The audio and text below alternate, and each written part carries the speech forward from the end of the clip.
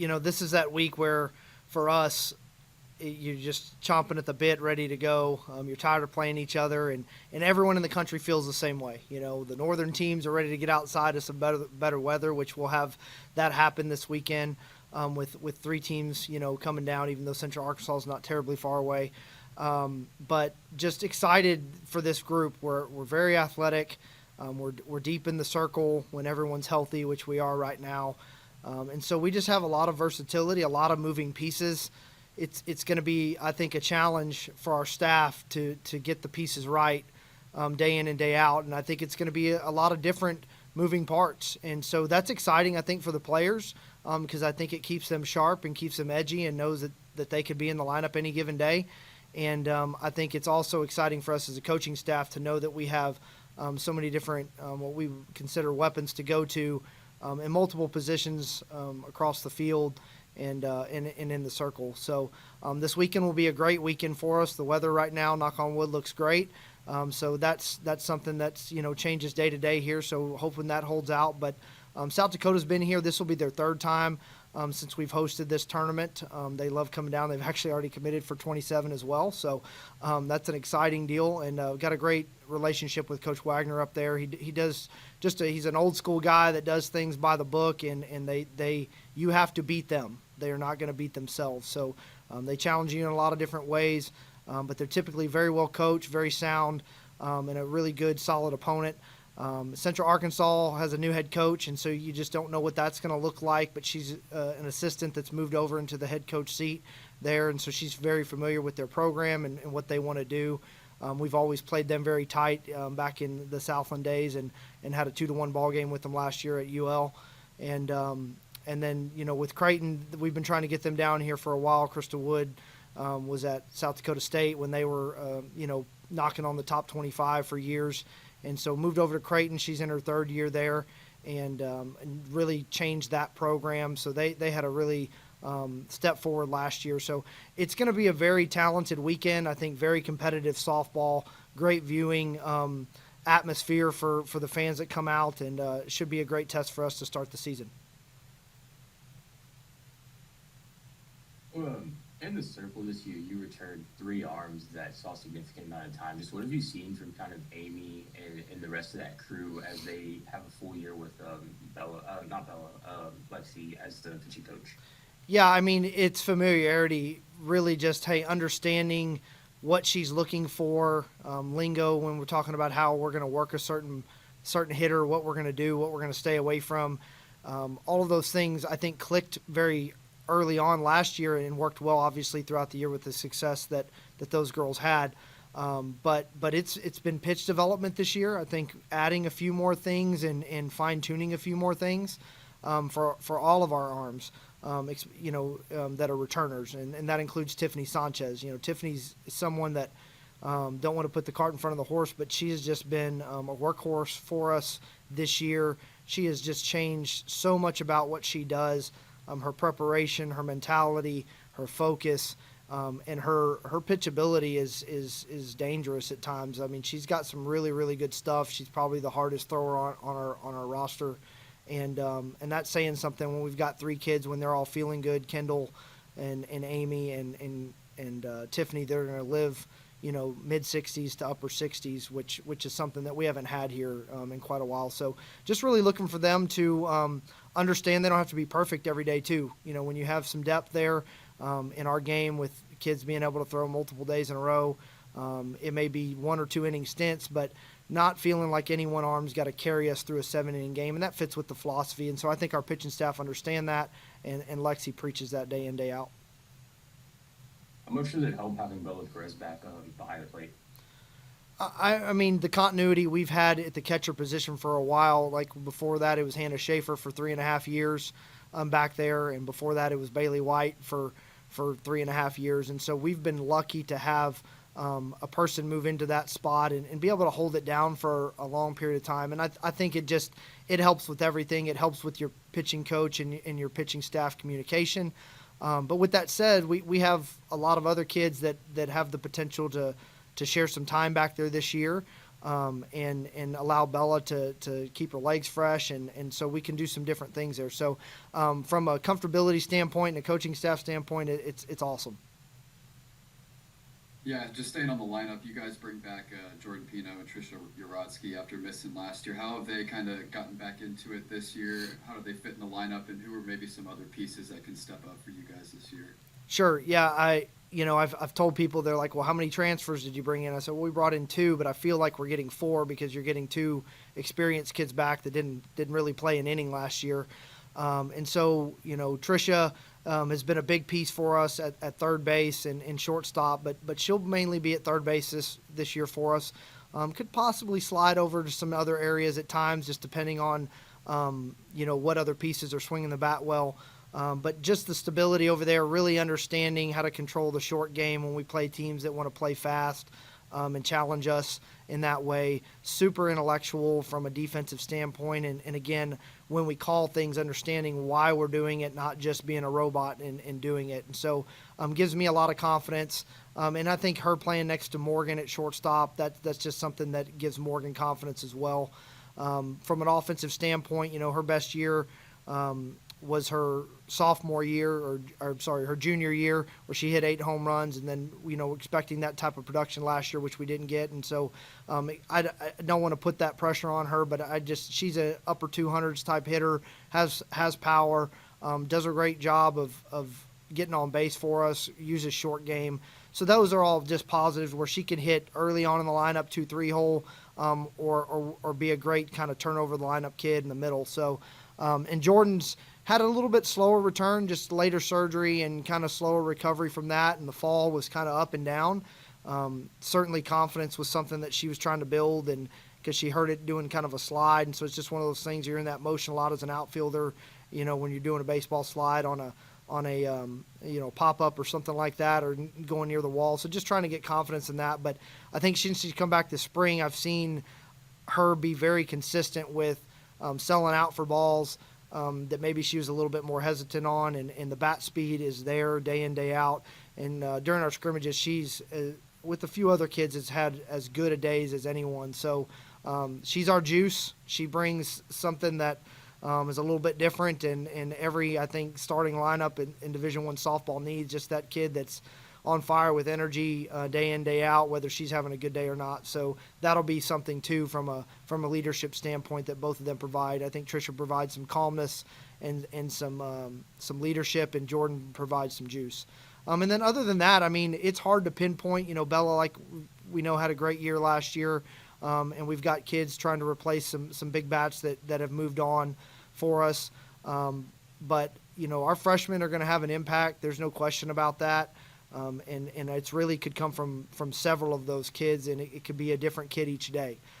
So I really expect those players to impact our program. I think Ronnie Harrison, or Veronica Harrison, that we brought over from Lamar, that's competing at first base in our DP spot, is going to provide some really sound hitting for us in the middle of the order as far as RBI production and just being a consistent hitter for us in the middle of the order. She's not a feast or famine type kid. She's a complete hitter that has some power, but she's not afraid to shoot a ground ball back up the middle with runners in scoring position, and versus trying to do too much and lift the ball out to left field. So I really think that she has a great opportunity for us as well.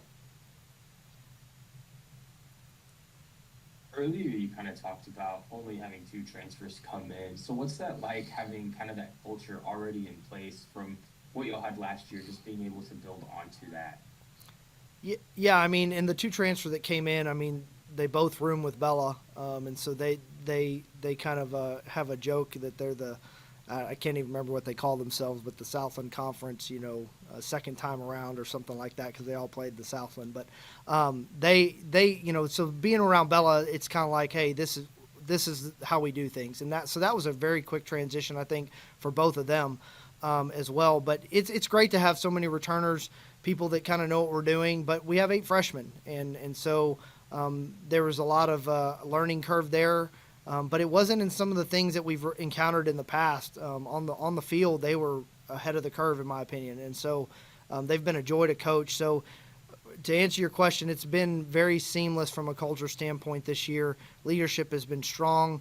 It's just finding that day in, day out kind of hunger to go get after somebody. And I think that every team has a different personality, and this team's personality is one of competitiveness, but it's also where they're trying to find that balance between getting after each other when they're really like best friends. And so I think that's always a challenge for us. It's a little bit different than maybe baseball runs into. You mentioned the freshmen. Are there any of those freshmen that maybe fans can be looking for this year? Maybe make an impact. Some exciting freshmen names to know.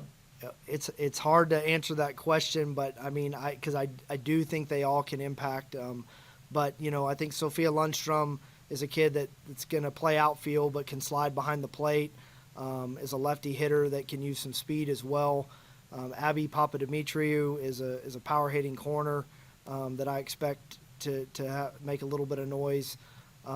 Sydney Prahota is an outfielder that really brings a lot of power and speed and athleticism to the position, different than kind of some of your slappers and some of that stuff that you might see from outfielders sometimes that we've had in the past. And then Avery Maurer really is a kid I think that's kind of quietly flying under the radar. She's a middle infielder from Brenham that kind of does a little bit of everything. So she can play short, second, third.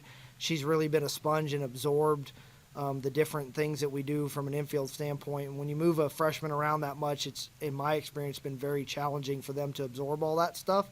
But she's handled it really well, and she's been swinging the bat with a lot of confidence as well. So I could keep going on, to be honest with you, but we've had a few kids coming off injury, but they've come back and look good right now, and are making some noise in our preseason work. So that list could keep going.